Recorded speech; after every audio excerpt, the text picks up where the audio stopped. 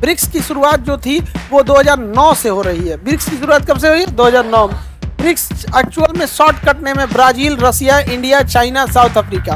America कहता है अगर कोई भी ईरान से व्यापार करेगा हम उसको डॉलर ही नहीं देंगे। इन लोगों ने, ब्रिक्स वालों ने शुरू में कहा कि हम लोग तो बस बिजनेस के लिए बैठ रहे हैं। 4-10 साल बैठते बैठते ना लॉकडाउन में सब निपटा दी जाते हैं। अब यूरोप, इसी यूरो की तरह पे हम लोग क्या ला रहे हैं? ब्रिक्स ला रहे हैं। ब्रिक्स की शुरुआत जो थी वो 2009 से हो रही है। ब्रिक्स की शुरुआत कब से हुई? 2009 में। ब्रिक्स एक्चुअल में शॉर्टकट नेम है Brazil, Russia, India, China, South Africa. Brazil, Russia, India, South Africa, ये हो गया ब्रिक्स। क्या हो गया? ब्रिक्स। तो टोटल कितने देश हो गए इसमें? 5। लेकिन पहले, अब इसमें देशों की संख्या बढ़ रही है। अब इसमें देशों की संख्या क्या हो रही है? बढ़ रही है। अब पूरी दुनिया में अमेरिका क्या कहता है कि हम ही से डॉलर खरीदना है, हमारे ही पैसे में आपको क्या करना है? व्यापार करना है। इसलिए लोगों को अमेरिका का एक भय रहता है कि अगर ये डॉलर देना बंद कर देगा तो मेरा व्यापार बंद हो जाएगा, जैसे रूस से। लेकिन आज हम लोग रूस से व्यापार रुपया और रूबल में कर रहे हैं। इसलिए अमेरिका ना रूस को कुछ कर सकता है, ना इंडिया को कुछ कर सकता है। हाँ, हमारे देश के जो उद्योगपति हैं वो मतलब क्या है, केवल अमीर बने हैं, कुछ किए नहीं है। अगर वो करके अमीर बनते तो आज हमें अमेरिका आंख नहीं दिखा सकता था। हमारे यहाँ के उद्योगपति ना सरकार से मतलब चापलूसी करके अपने हिसाब से काम ले लिया है सब। समझ में आ गया कि नहीं आ गया? रेल ले लेते हैं, एयरपोर्ट ले लेते हैं, बिजली घर ले लेते हैं। भाई कुछ कर, कुछ तो कर। हाँ ना, वो हमरा नहीं आता है ना, सब हमको नहीं आता। बिल गेट्स करेगा, माइक्रोसॉफ्ट बनाएगा, सुंदर पिचाई देखेगा, ये टेस्ला उसला वहां बनेगा। हमको क्या मतलब? हम कॉपी पेस्ट मारेंगे। नहीं समझा क्या? एशिया के सबसे ज्यादा अमीर हमारे ये देश में रहते हैं। इन बैलेंस से कोई एमआरआई मशीन नहीं बनता है।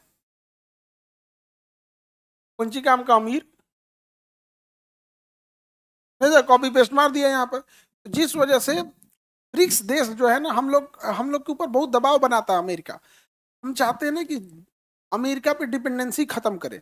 बट जो भी अमेरिका से डिपेंडेंसी खत्म करता है, अमेरिका क्या करता है ना, उनको निपटा देता है। जैसे ईरान अभी निपटाने में लगा हुआ, अफगानिस्तान को निपटा दिया, सीरिया को निपटा दिया, लीबिया को निपटा, सबको निपटा दिया। अच्छा, अभी शेख हसीना कुछ बोली थी, निपटा दिया उनको भी। तो अभी हम लोग ना इंडिया इंडिया में हम लोग लड़ रहे हैं। अमेरिका इसे शतरंज खेल रहा है पूरी दुनिया में। इसे इतना डेवलप्ड हो गया अमेरिका जिसका कोई हद नहीं।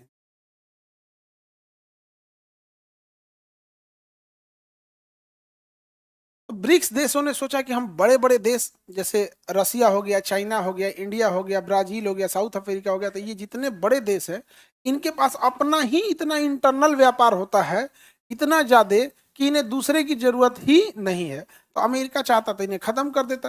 तो शुरुआत में इन लोगों ने धीरे धीरे मीटिंग्स किया, अपना व्यापार किया, व्यापार को आगे बढ़ाएं। अभी दुनिया का 40% बिजनेस केवल ये ब्रिक्स देश आपस में करते हैं। पूरी दुनिया में जितना व्यापार होता है उसका 40% आपस में कौन करता है? ब्रिक्स। अब 30% व्यापार जो करते हैं वो यूरोपीय यूनियन कर देते हैं। अब यूरोपीय यूनियन ने अपनी मुद्रा बना दी यूरो। अब डॉलर से डिपेंडेंसी खत्म, अमेरिका घुसिया, कोई मतलब नहीं।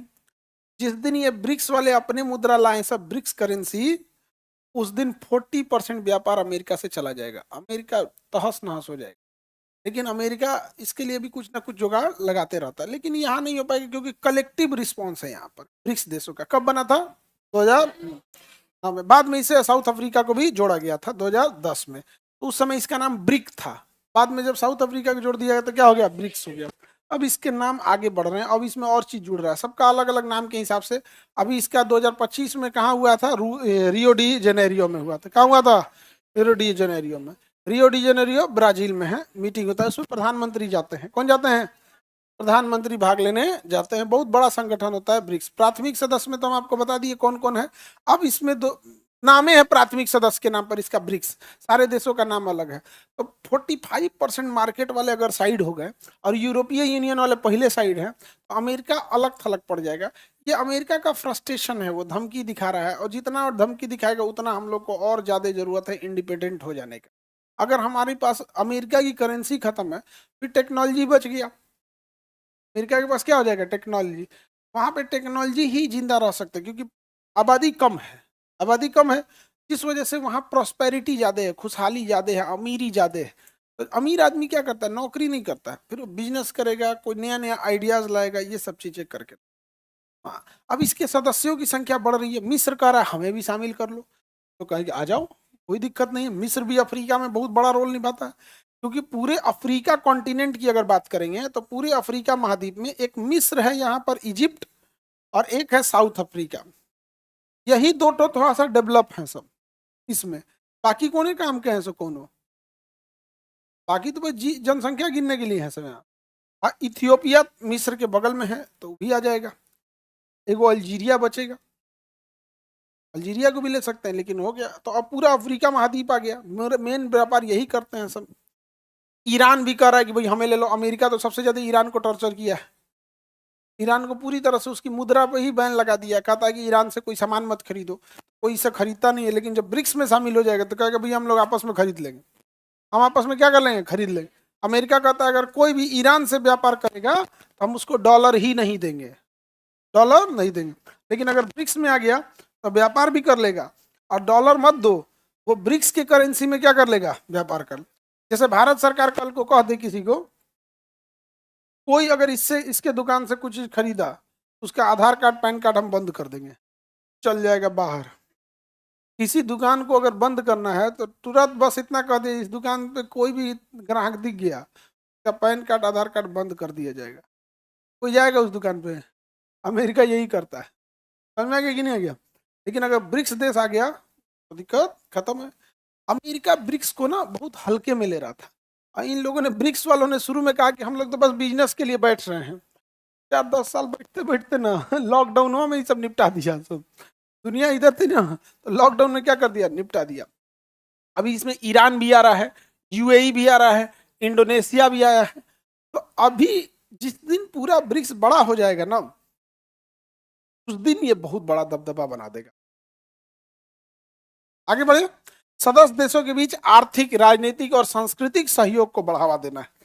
मेन होता है अर्थव्यवस्था। क्या होता है, अर्थव्यवस्था सबसे बड़ी चीज होती है। अब देखिए ब्रिक्स बैंक बनाया गया है, अमेरिका का दबदबा है वर्ल्ड बैंक में, वर्ल्ड बैंक में है कि नहीं है, अमेरिका का दबदबा वर्ल्ड बैंक में है।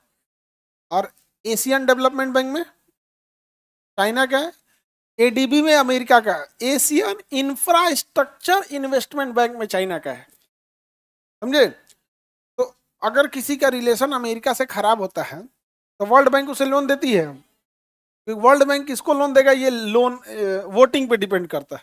आईएमएफ लोन देगा नहीं। तो अमेरिका, चाइना ने एक बैंक बना दिया AIIB।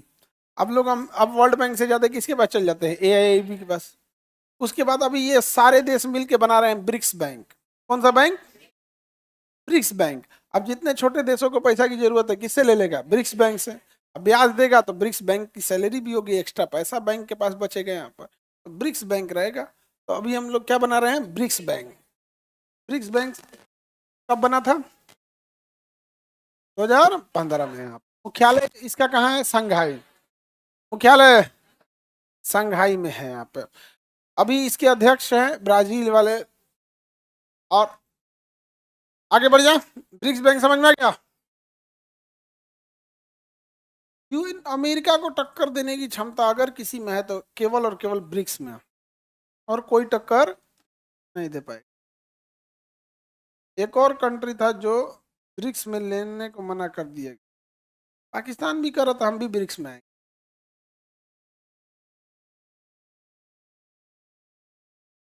हे भाई उसको जरूरत क्या है, यहाँ यहाँ अमीर लोगों का काम है।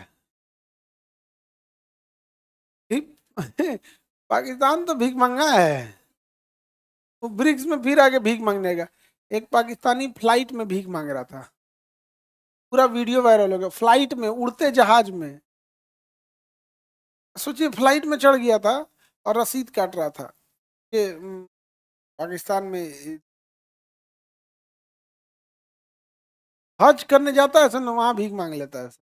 अब कोई धार्मिक जगह हज करने गया, कोई मांगेगा तो इंसान दे देता है, अरे जाओ यार यहाँ हज करने आए, नहीं समझे। भीख मंगो को किस में आना है, ब्रिक्स देश में आना है। तो हमको लगता है वो ब्रिक्स समझ गया, ईंटा जोड़ाई। ब्रिक मतलब नहीं होता ईंटा जहाँ जोड़ाया जाता है, तो सोचा होगा कि यहाँ ईंटा उटा जोड़ना है, हम भी चलते हैं। ब्रिक्स देश में, हालांकि उसे नहीं लेना चाहिए।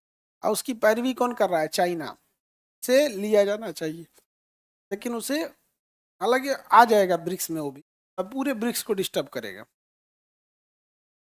तो उद्देश्य आगे बढ़ना थोड़ी है, डिस्टर्ब करना है उसको। और भी देश आ सकते हैं, सऊदी अरब भी आने के लिए बोल रहा है, यूएई आने के लिए बोल रहा है, ईरान को तो हम लोग पक्का लाएंगे लोग यहाँ। तो जितने देश आएंगे ना, अमेरिका उतना ही शांति से बैठेगा, क्योंकि सबसे दुश्मनी नहीं ले सकता एक साथ। धीरे धीरे धीरे, अच्छा रसिया से दुश्मनी लेंगे, खुद ही कहेगा तुम कौन होता है बोलने वाला। चाइना कहता टैरिफ लगाओ, कितना 100% का, हम भी 100%। अमेरिका का जवाब देने की क्षमता अभी पूरे पृथ्वी पे है तो चाइना के पास। अरे हम बोल नहीं रहे, उसने जवाब दिया भी है। इतना साफ सुथरा शहर बना दिया चाइना, इतना डिसिप्लिन, इतनी टेक्नोलॉजी का यूज किया चाइना। हम लोग ना टेक्नोलॉजी की अगर बात बोलिएगा तो फट्टे वो आदमी उठेगा, हमारे किताब में पहले से लिखा था ड्रोन है।